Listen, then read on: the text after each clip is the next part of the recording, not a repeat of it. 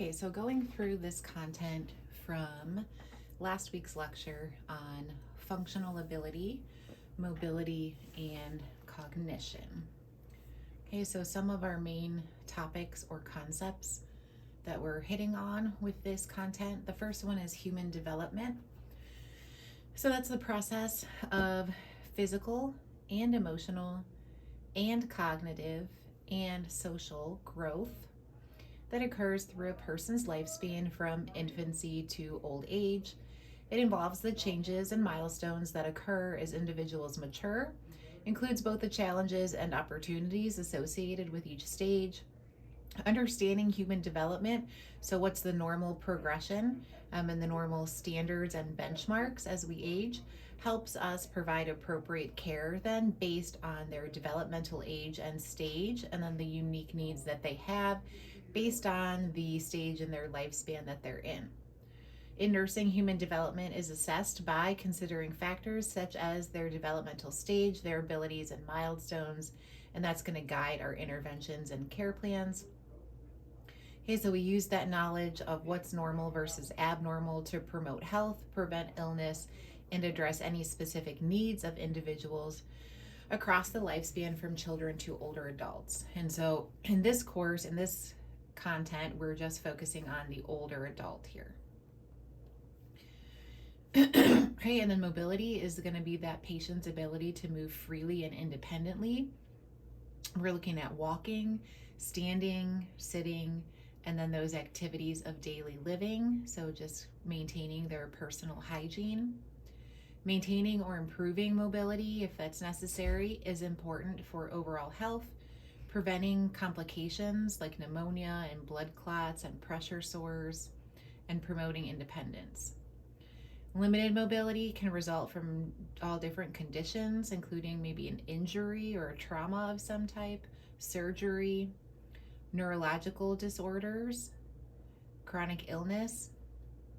Okay, and then we're going to come up with different interventions that can enhance their movement and keep them safe and prevent further deterioration or breakdown.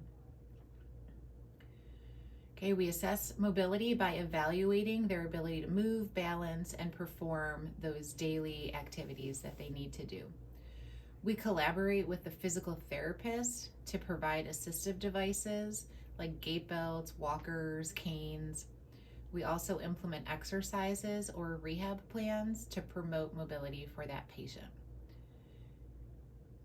Okay, we also take steps to prevent complications that I had mentioned earlier. The pressure sores, the blood clots, the pneumonia are the common ones. Okay, another concept we're going to touch on as we talk about the aging patient is cognition. So that's their mental processes involved in getting new knowledge and then understanding, paying attention, accessing their memory, being able to reason, problem solve, and make decisions. So cognitive functioning is crucial for all daily activities, communication, the ability to make informed decisions about health and just life in general. Impairments in the cognition can affect a patient's ability to perform their daily tasks. So we spent a lot of time talking about Alzheimer's and how at first they're just forgetful, but then it takes over completely and they're unable to make any decisions or care for themselves at all.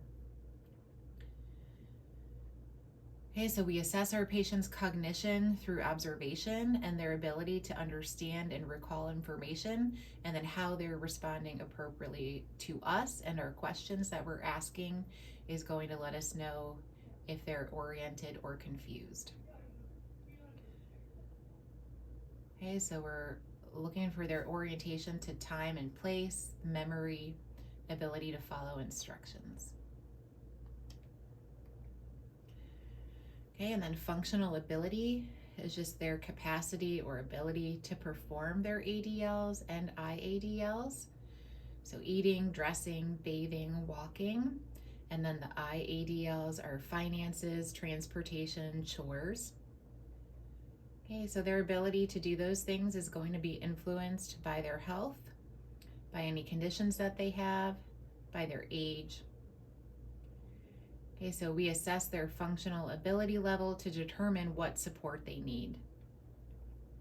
We're going to collaborate with other professionals to create care plans to either maintain or improve their ability, or at the very least to try to prevent deterioration. All right, some critical thinking. How can normal age-related cognitive changes be distinguished from early signs of dementia or Alzheimer's disease? And what assessments or observations would help you tell the difference? Okay, so if you think through that, as we'll go through some of these slides and as you went through in your reading, our functioning and our speed, everything slows down. So if we don't give our elderly patient enough time to think and respond, we may assume they're confused, but really we just didn't give them enough time. Or maybe they have assistive devices like a hearing aid or eyeglasses that they need, that we need to get to them, and then they'll be able to communicate with us.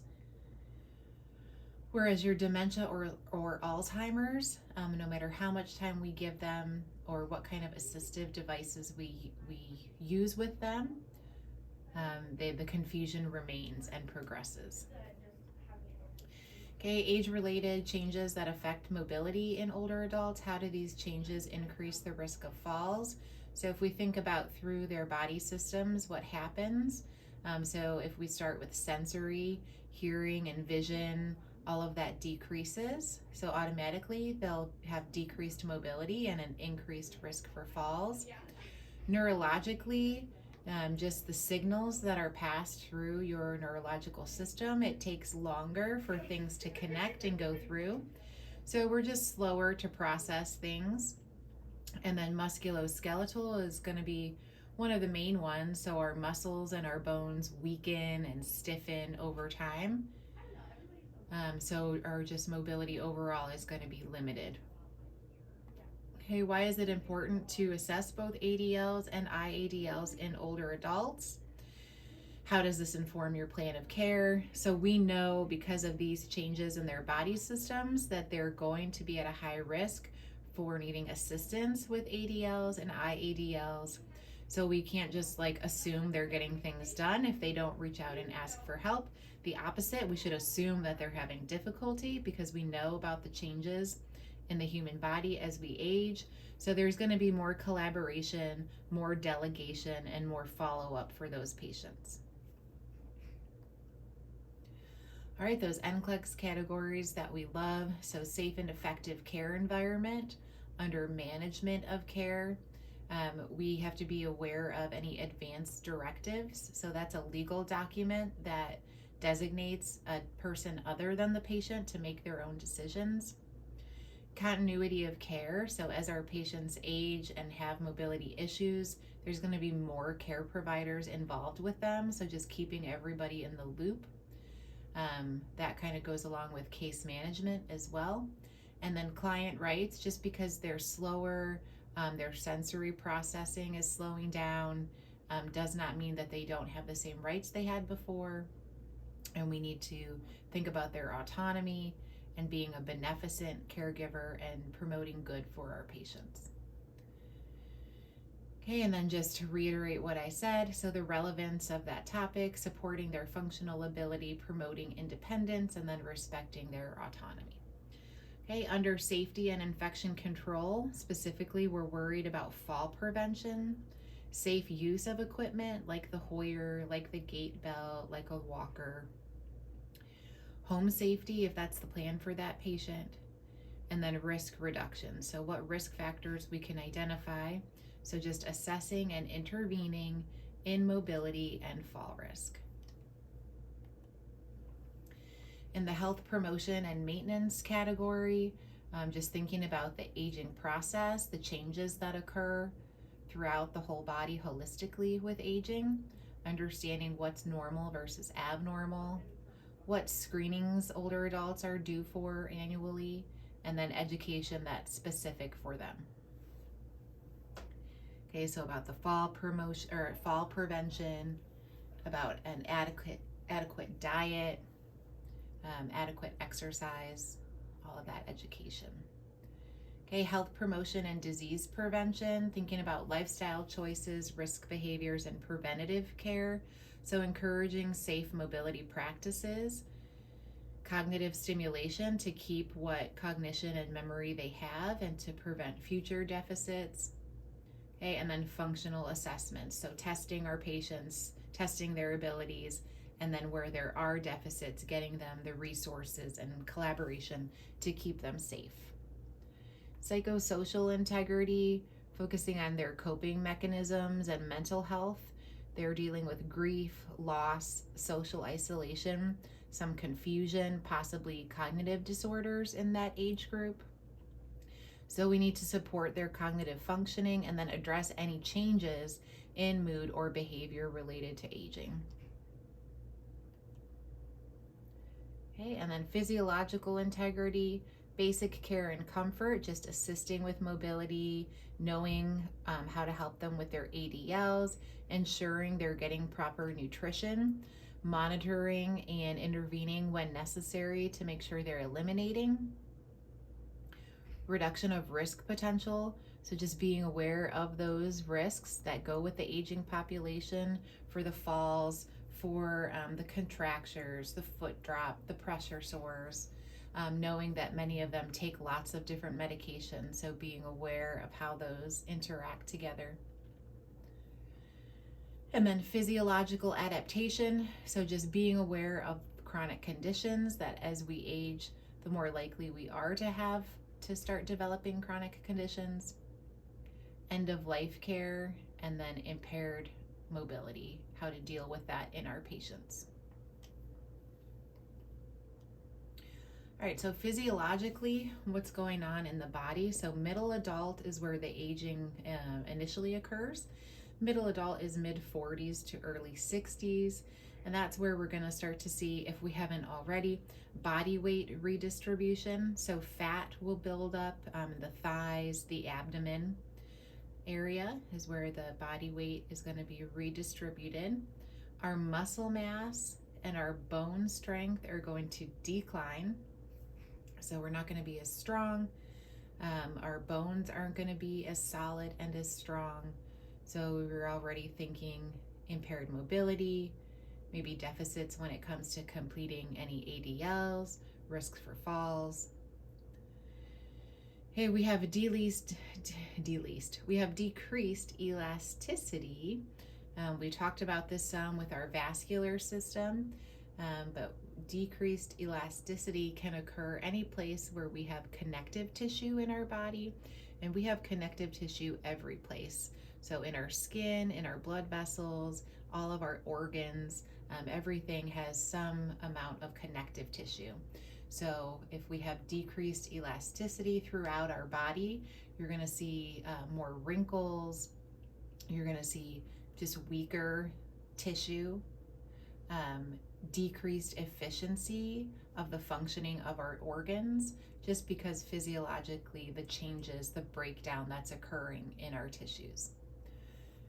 Okay, we've mentioned before, menopause is the cessation of having a monthly period.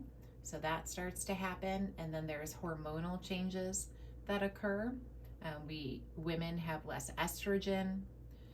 So we'll start to see hot flashes, and that decreased estrogen further exacerbates this muscle mass and bone strength decline.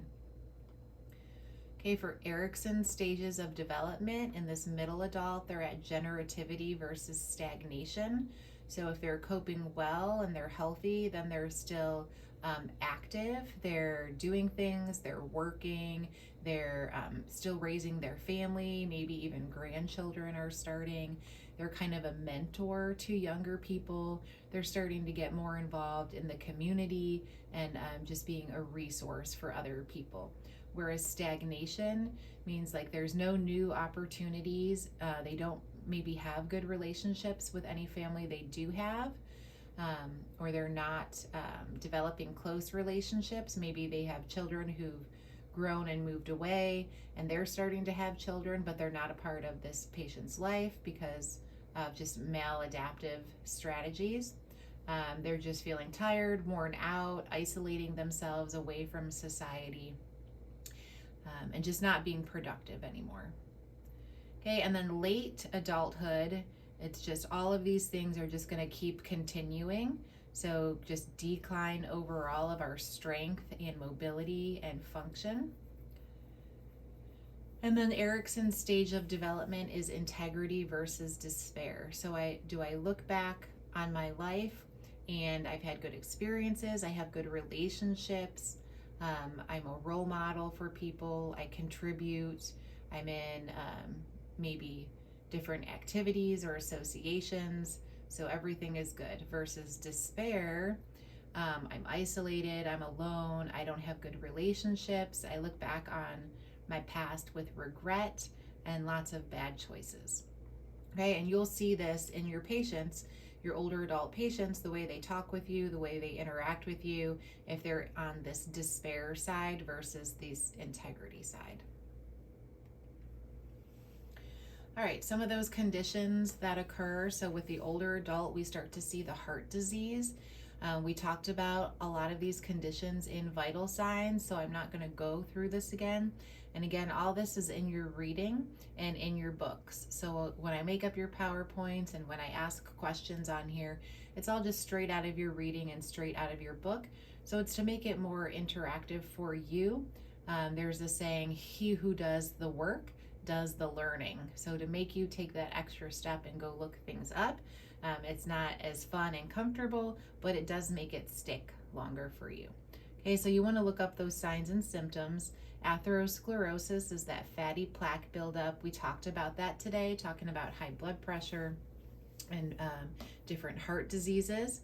Okay, so what are the causes? You want to look that up. And then when you want to look up what are the 7 goals to prevent heart disease. Okay, and then cancer. We're starting to see cancer develop in this age group. It's an uncontrolled growth and spread of abnormal cells. So what are the factors? You want to look in your reading.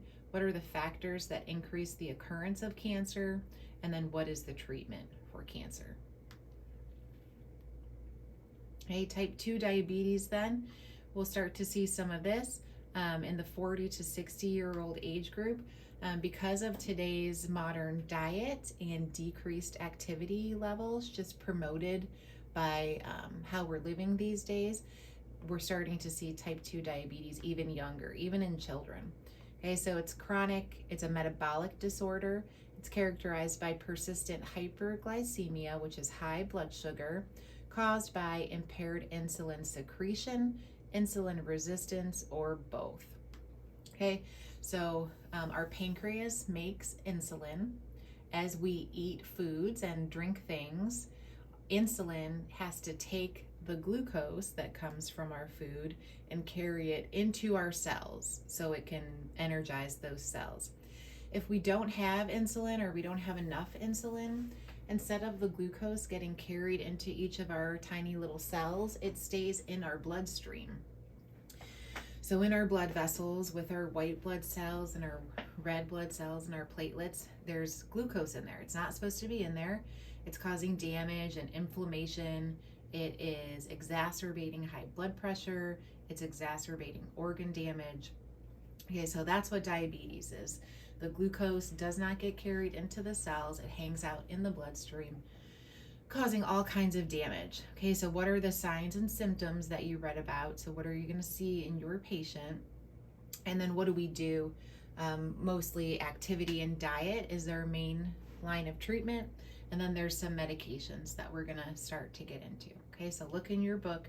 You'll be able to find the answers to those questions.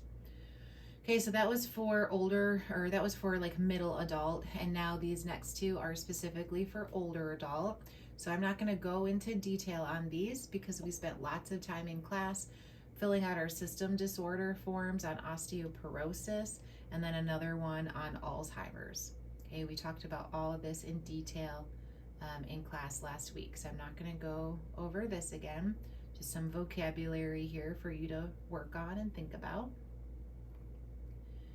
Okay, and then again, we talked about the different techniques for dealing with a dementia patient to keep them safe and to try to prevent them from getting too agitated. Okay, so we went over all of these. All right, now we're going to start going through by body system the changes that occur with aging. And spoiler alert, they're all negative, right? So all of our body systems decline, the functioning declines, the efficiency goes down of our body systems. Okay, so respiratory. In general, if we've got a healthy adult who's not a smoker, who's not exposed to any type of environmental irritants, which that's going to be hard to find unless you live isolated out in the country and you never go into the city. Most people are exposed to some type of respiratory pollution at some point. Okay, but the most significant factor is going to be smoking, cigarette smoking, or now we have vaping as well, and that's going to cause just as much damage. Okay, so even if we don't have those toxic pollutants, either way, just from aging over time, we have a diminished respiratory efficiency, so our lungs just don't work as well as they used to, reduced maximal inspiratory and expiratory force, so we can't breathe as much air in and breathe as much air out anymore. And that's because there's a calcification or a hardening and a weakening of the chest wall muscles. So we had said on a previous slide how there's decreased elasticity. Any place that there's connective tissue everywhere in the body. So because of that change, we have a decreased ability to take in a good deep breath. Okay, and then overall our lung mass decreases, so like the size of our lung, and the residual volume increases. Okay, residual means leftover, residual volume. So like if I were to take a deep breath in and then blow it out, if I had air like stuck still in some lobes of my lungs, that would be residual volume. That would be because of this calcification, because of this decreased elasticity that's happening in my respiratory system. You might have some of those like dead spaces where air can get trapped, okay, and then that would cause increased residual volume. All right, some interventions then for these older adults to help maintain their respiratory function is always encouraging to maintain or initiate, if it's safe, regular exercise. Okay, so for people, we say 30 minutes of walking a day is your regular exercise. Okay, appropriate fluid intake to keep those airways nice and moist so that we can filter out any pollutants or irritations that we inhale in.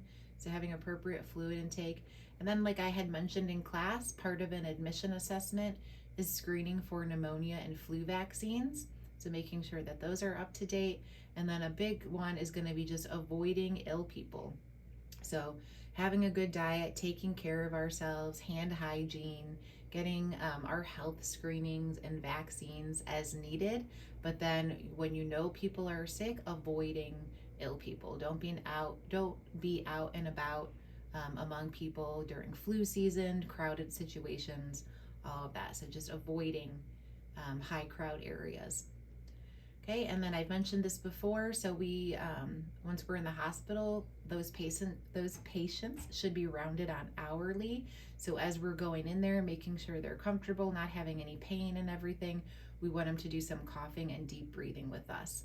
And in class, I demonstrated how they could do some deep breathing, and I talked about what's pictured here, this incentive spirometer. So they put their mouth on this mouthpiece here, they breathe in nice and slow. As they breathe in, this little yellow ball is gonna hover up and then kind of sit up here until they exhale and breathe out. All right, integumentary system is our skin. So we have the epidermis is that top layer of skin that you see, and then right below that is the dermis, and then that connects the outer layer to your connective tissue and then your muscle and bones and all of that.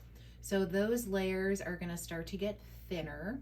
So if you look at an elderly patient's arms, you can see how very thin they are. Aging is noticed, I would say it's noticed first in the hands and the arms. Our face, we can put makeup on and we can do different things, but it's really hard to hide aging of the hands and the arms. So skin is going to get thinner, so they're at a high risk for injury and skin tears. Just like the rest of the body, there's reduced elastin, so the ability to stretch and bend and bounce back is going to be reduced. And then the collagen, which is part of the connective tissue, is more stiff. Okay, they have decreased extremity fat. So like in the arms and legs, you'll see things start to thin out. So it's just like wrinkly skin, and then you can see their bones. But like we had said, that redistribution occurs and we still have plenty of fat on our thighs and our abdomen. There's decreased number of capillaries. So capillaries are the teeniest tiny little blood vessels, right? So we start at our aorta, and then we go following arteries, and then arterioles we talked about in class with vital signs. And then from arterioles, they turn into capillaries. And then from capillaries, they turn into venules and then veins and come back around. Okay, so capillaries are a single cell layer thick. So that's where exchange of nutrients and oxygen and waste and all of that occurs. We have a decreased number of those capillaries, so we have decreased perfusion. Okay, so just decreased number of blood vessels over time. They kind of shrivel up and shrink, so less of a pathway then for oxygen and nutrients to spread throughout the body. Our hair is going to change. We're going to start to lose the color or the pigmentation. We'll see graying or white hair or thinning of the hair. And then because of those changes in our skin and muscle, we have a decreased tolerance to extreme temperatures, so don't do as well in the heat or the cold. And then again, because of all these changes, we're at a high risk to burning ourselves, hurting ourselves, and getting infection, because the skin is the first line of defense against infection. All right, our GI system. So over time, we can't smell as well. So when we smell something that smells good, that's going to trigger our appetite. So their appetite isn't going to be as robust because their senses are all declining. Okay, so we don't differentiate as well between the different taste buds. Our mouth is more dry, mostly as a result of medications or diseases that we're taking. But then either way, in class, I know I've mentioned that our kidneys are not as efficient at filtering out and excreting things. So on top of that, we can be more at risk for dehydration overall. Delayed gastric motility means like their peristalsis. So when they eat a meal, it moves through their digestive tract slower than it used to. So they're at a higher risk for acid indigestion, constipation, upset stomach. Okay, the things that we do eat, just because of the change of our body, we're not as able to absorb the nutrients of the things that we eat. So we have to focus on a nutrient dense but low calorie diet for those patients. So they need more bang for their buck. So they're going to eat less because they're not as hungry.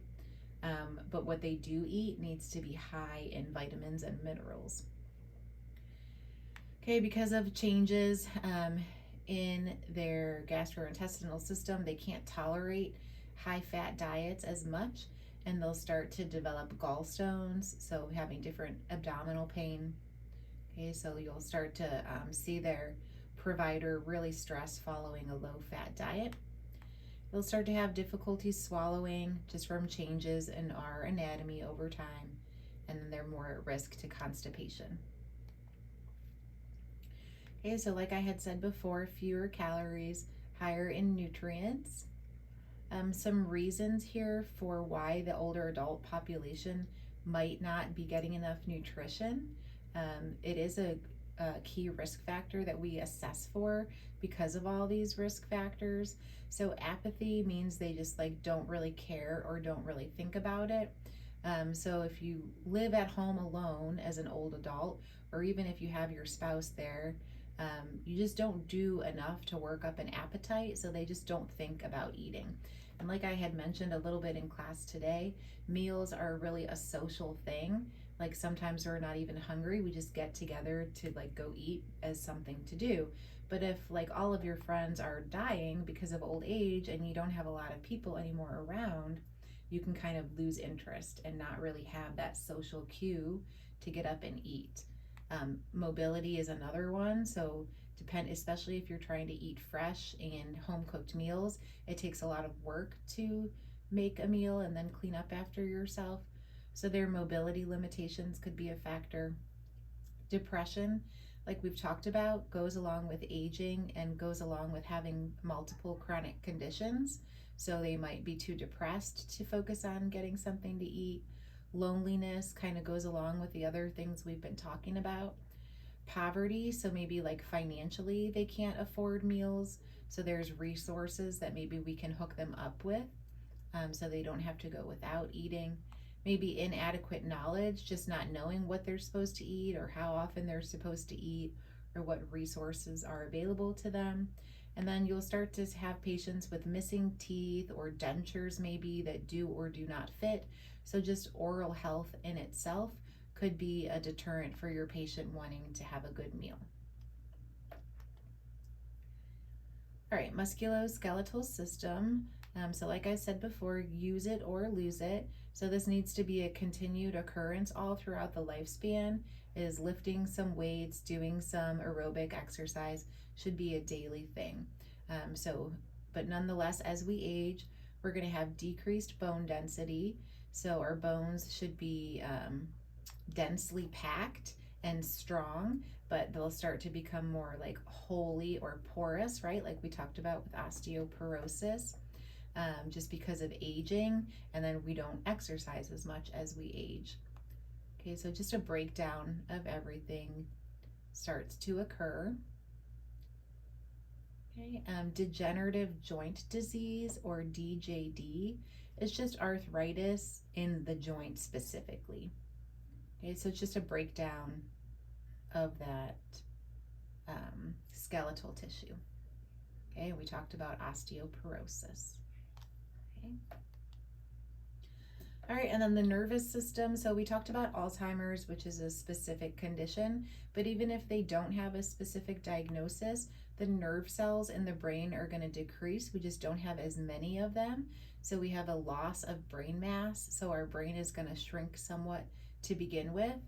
So then because of all that, we have a decrease in the synthesis, which means creation of, and metabolism of major neurotransmitters. So the signals that go all throughout the body that tell your body what to do, we don't have as many of those. Okay, so we have slower reaction time and slower response time. Not necessarily confusion or forgetfulness, but just slower. All right, and then in the sensory system, some vocab. So presbyopia is the term specifically for nearsightedness, so decreased vision. They can't see close to their face as well anymore. And then towards the end of the semester, we'll talk about these specific vision loss disorders in the nursing home in these next couple weeks. Try to make a point and see if your patients have any of these conditions. So cataracts, glaucoma, diabetic retinopathy, and macular degeneration.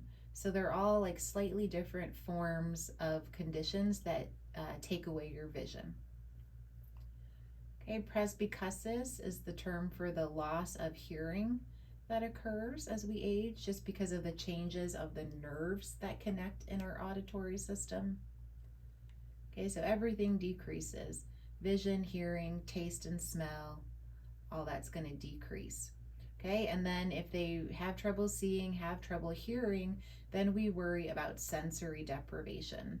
Okay, so they can become bored, confused, irritable, disoriented, and anxious because they're kind of like in a silo. They're isolated and alone, so you can see how that could occur. All right, moving on to movement then. So there's some skills in your Engage reading. So you should have gone through all of these before in nurse aid training. They're pretty basic things that we do. So you should go through them and then be able to identify what are the main points, like the main things that you would always do and what thoughts you would have as far as safety considerations for your patients with all of these skills. Okay, so make sure you read through those. Okay, we talked some about proper body mechanics. So kinesthesia or proprioception is just your ability to know how your body is positioned. So to be able to feel your balance and coordination is proprioception. Okay, body mechanics is the combined effort of the musculoskeletal and the nervous system to maintain your posture, your alignment, and your balance. Okay, it describes how a person uses their body to do things such as sitting, standing, lifting, carrying, bending, or lying.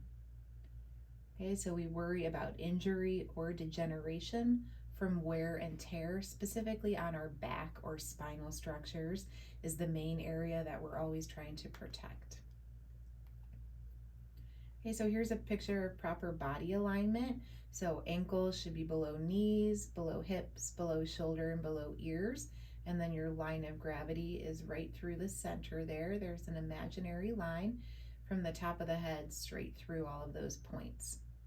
Okay, so when you're handling clients or lifting objects, you want to keep your back straight. You want to keep your chin level, tighten your abdominal muscles, and maintain alignment throughout that imaginary line. Okay, the center of gravity is always going to be the center of the body here. So the lower we get, the wider base of support that we have, the more sturdy that we are. Okay, so how can you improve your standing balance? By widening the distance between your feet. Okay, so if you're like boosting a patient up in bed, you'd have one person on one side, another person on the other side.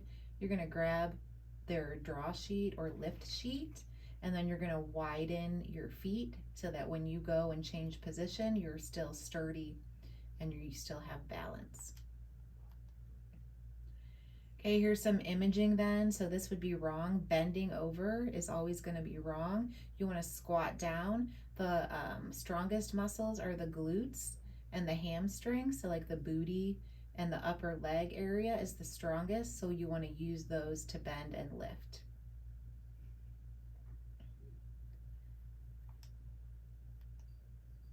All right, this is from your reading. This was a great video. This is a great demonstration of a boost.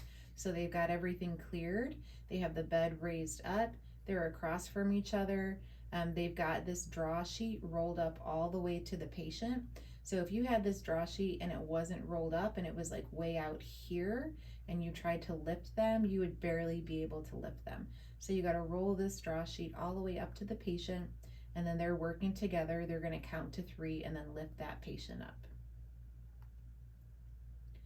All right, some terms for what we see as complications with our patients in the musculoskeletal category. So here you can see an image.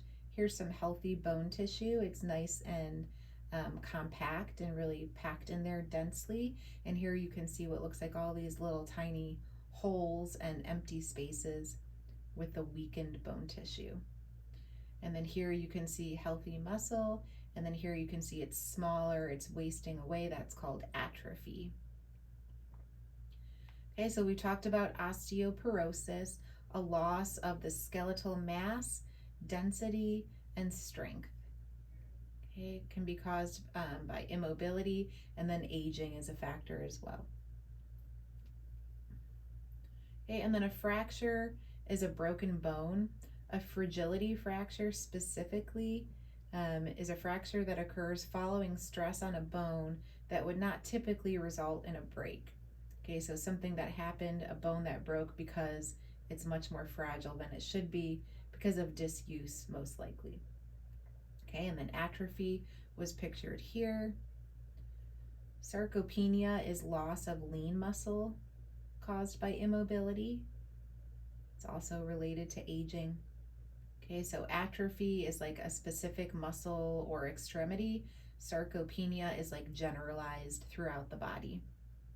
Okay, we talked about contractures. Here's a picture of one here. Okay, and then we talked about foot drop. Usually is some type of damage to the nervous system that decreases their ability to control that extremity, or it's just from being left in bed and not using that extremity, so they develop that contracture. All right, effects of decreased mobility then. So just like in the beginning when we learned about the effects of not enough sleep, okay, the effects of not enough mobility are all going to be bad. Okay, so prolonged immobility is going to cause alterations in that cardiovascular system. After only a day of bed rest, body fluids that are normally present in the lower extremities from being up and walking are going to be redistributed to the head, abdomen, and chest due to the change in the gravitational force. Okay, so usually we're up walking, all that blood is in our legs. We're in bed for 24 hours, so now it's redistributed. Your body's like, I don't need it down in my legs. I'm not using my legs anymore, apparently, so we'll send it to the head, belly, chest. All right, so now this change is going to temporarily increase the blood volume returning back to the heart. It's going to in turn signal the body to release hormones to regulate fluid balance. Okay, so if I don't have all that blood in my legs, it's all up in my chest cavity. All those chemoreceptors that we talked about with vitals, they're going to notice that. They're going to notice that change. So your body is going to say, I must have too much fluid. I've got all this fluid up here in my chest cavity that I don't normally have, so let's get rid of it. So your body is going to go through diuresis, which we talked about. Remember, Lasix is a diuretic. Diuresis just means peeing out fluid. Okay, so your body is confused, doesn't know that you're just laying down, not standing up. That's why you have all that extra blood in your chest cavity. So you're going to diurese and release all that fluid, and now you're contributing to some dehydration. Okay, that potential dehydration and the decrease in circulating blood volume. Because of that decrease in volume, what is in there is more thick. Okay, so now you're looking at risk for blood clots. Now that we have that lower circulating blood volume, we have a decreased amount of blood that's ejected when the heart contracts. So now we have lower cardiac output. This in turn is going to result in atrophy of the heart muscle, known as cardiac deconditioning. Okay, so just being in bed for 24 hours is going to have all those negative consequences, lead to dehydration and decreased blood flow, cardiac deconditioning. Okay, so just think through your list of nursing diagnoses that we've talked about before. In this patient, what might you identify? What would be the high priority problems, like your airway, breathing, circulation? Which is your lower priority problems, like safety, risk for falls, and security needs. All right, some continued stuff that's going on with our cardiac system with immobility. We talked about the cardiac deconditioning. So it's atrophy or kind of like wasting away of that heart muscle. So we're going to have now a decreased amount of blood being pumped out with each beat. Cardiac deconditioning. Okay, we've talked about orthostatic hypotension. DVT is a blood clot that occurs in a deep vein. Okay, usually the lower legs. Because of that increased viscosity or thickness and the wasting away of the muscles, those leg muscles usually help as a pump when they contract around these veins to get the blood perfusing back and throughout the body. But when those muscles waste away, we don't have that strong pump to promote venous return. Okay, and then a PE or pulmonary embolism is going to be a blood clot in the lungs. We talked about CVA today, and we talked about MI. Okay, and then effects of immobility on the respiratory system. We talked about a lot of this already. Okay, we have a decreased ventilator effort, so we're just not breathing in and out as much. We start to have more secretions start to build up in our lungs just because we're not getting up and moving. Atelectasis is that collapse of our lung cells, just again because we're not getting up and moving and expanding our lungs. We're not doing a good job of exchanging the CO2 and O2, leading to acid-base imbalances and respiratory congestion. Okay, just a written definition of that atelectasis that we've talked about. Okay, and then pneumonia is a bacterial infection that occurs because of this atelectasis and the secretions that are building up. If we don't get them out and they just sit in one spot, they'll become infected, and then that patient will develop pneumonia. Okay, again, so think about this patient, what occurs in the respiratory system, and think about some nursing diagnoses that you would identify for this patient, and then what's high priority and then what's lower priority. All right, the rest of the body here, GI, GU, skin, and psychological. From immobility, we're going to see malnutrition. They're just not hungry. They're not going to be eating well if they're not moving. GERD is that gastroesophageal reflux disease, or acid heartburn, indigestion. Because they're just laying in bed, their peristalsis is decreased, and then the constipation. Okay, so we talked about those. The urinary system, they'll start to have some urinary retention just because they're not getting up and moving, not able to empty the bladder. So you'll see some retention. You might see some renal calculi, which are stones building up, stones that develop in the kidney, usually related to dehydration and an increase of stone-forming substances. Okay, so we talked about how there's a continual process of breakdown of bone tissue and then building up of bone tissue. If we're not doing weight resisting exercises, then we kind of lose that trigger to build up more bone. And so if we're just aging and immobile and not doing anything, we're doing more of breaking up our bones and less building up our bones. So the calcium from the breaking down of our bones gets pulled out of our bones into the bloodstream. The blood goes through our kidneys, and then that's how we develop these kidney stones, from the calcium that's being pulled out of our bones and not putting back into our bones. Okay, skin, along with aging, if we're immobile, we're not having good circulation. Okay, the blood isn't moving through like it should. We're going to start to see skin break down, the pressure sores. Okay, and then psychologically, if they're immobile and they have to use assistive devices or they're stuck in bed, there's psychological consequences of depression, anxiety, impaired sleep.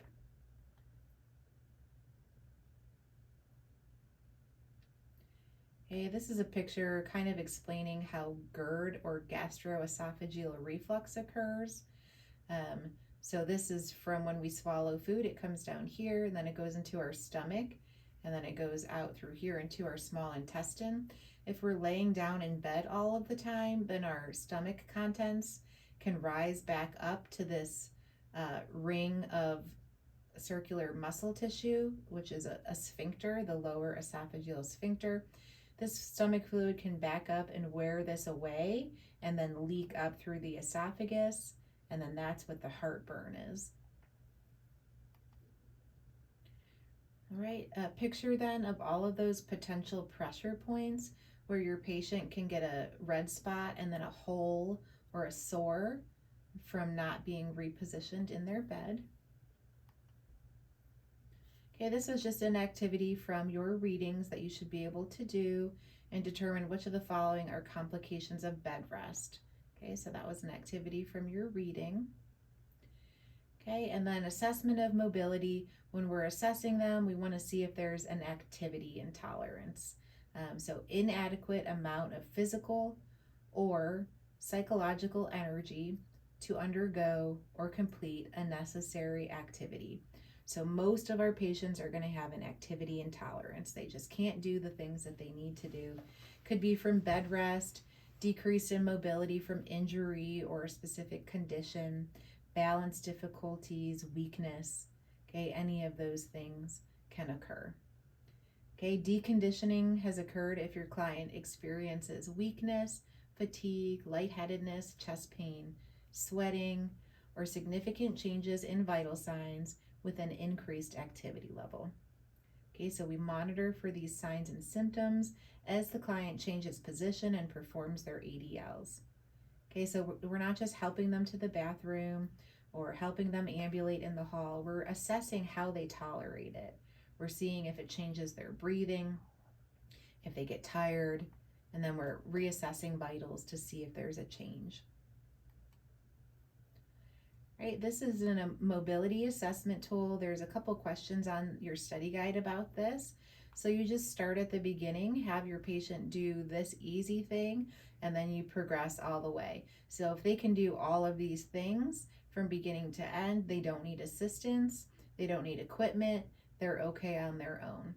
Whereas if this is all they can do, if they can extend their arm and shake hands, but they can't do anything else, then they're a maximum assist. They need a mechanical lift and 2 or more people. Okay, so there were some activities throughout your reading that gave you a scenario, and then you were to assess or determine what kind of assistance they would need. So just make sure that you work through those activities. Okay, and then this was just going to have you put it in order. It pretty much already is in order. Okay, so these are copies of the questions then. If we didn't do all those activities in class, we would have gone through these, but these are all just from your reading, so you've probably already done all of those. Okay, if you haven't worked with patients before, just here's some imaging of what a gait belt is. This is actually a really nice fancy one. They're not usually as nice as this, but here's a gait belt. It goes around the patient's torso. It has to be nice and tight. You should just be able to fit like a couple of fingers in between. And then you would hold on to this handle to help support your patient. Okay, they've also got a cane here that's going to help them with their balance. Here's a sit to stand. So in orientation to clinical last week, pretty much everybody should have got to use the Hoyer lift. I know in lab you also got to use it, but then there's also a sit to stand, pretty much the same idea, same concept. There's a drape that goes around them. Instead of lifting them all the way up in the air, it just helps them go from a sitting to a standing position. There's our Hoyer. Okay, some descriptions then about our gait belt, how we use that with our patients. Okay, some just review of positions. So all this you would have had before in your nurse aid training. So make sure you don't get an easy test question wrong. Make sure you know all of these terms for positioning. It's a picture of our hand roll to prevent contractures in our patient. Here's a shoe that would be in place to prevent foot drop. And then these are trochanter rolls. They go just outside of the greater trochanter of the hip area, and it prevents these legs from rotating outwards. All right, and then exercise. We've said current recommendations state that all adults should engage in moderate intensity aerobic activities for at least 150 minutes per week. So 30 minutes a day, 5 days a week should be baseline just to stay healthy. Okay, if your patient is inactive or has been ill, they need to slowly increase their activity just for safety. So might need to start with just a few minutes at a time. Okay, but if there's any conditions going on with your patient, they need to seek guidance from their healthcare provider to make sure they don't overdo it. All right, so just like with aging and with immobility, all of the effects on our body are negative. All of the effects on our body from exercise are positive. Okay, so as we're exercising, our body needs more oxygen. So to accommodate that, our heart rate and strength and all of that are going to increase, which is going to increase our cardiac output. Venous return, which is the blood flowing back from the upper and lower extremities to that right atria, is improved due to compression back to the heart against gravity. Okay, overall, we have an increased efficiency of our cardiac system. We have a decreased resting heart rate. So those people who exercise a lot will have a slower heart rate, maybe like even in the 50s when they're resting. Their blood pressure is going to be nice and low and controlled. They have better perfusion throughout their extremities, and increased circulating fibrinolysis. Fibrinolysis means breakdown of fibrin. So within their circulatory system, they have a decreased chance of developing a blood clot. Okay, we also have improved alveolar ventilation, so the exchange of O2 and CO2 in the alveoli. It's easier to breathe in and out. We have a better rate of exchange of the CO2 and oxygen. We have increased muscle strength, coordination, nerve impulse transmission, and then we also have reduced bone loss. Our metabolism increases, converting fatty acids and glucose to energy that we can use. Our gastric motility increases, so we're nice and regular. We don't have to worry about constipation. We have improved blood flow to our kidneys, and so better ability to excrete waste products. Better overall energy, just feeling good about ourselves. And then once we're exercising well, it usually leads us to eat healthier and focus better on all aspects of our life, like getting good sleep and avoiding stress.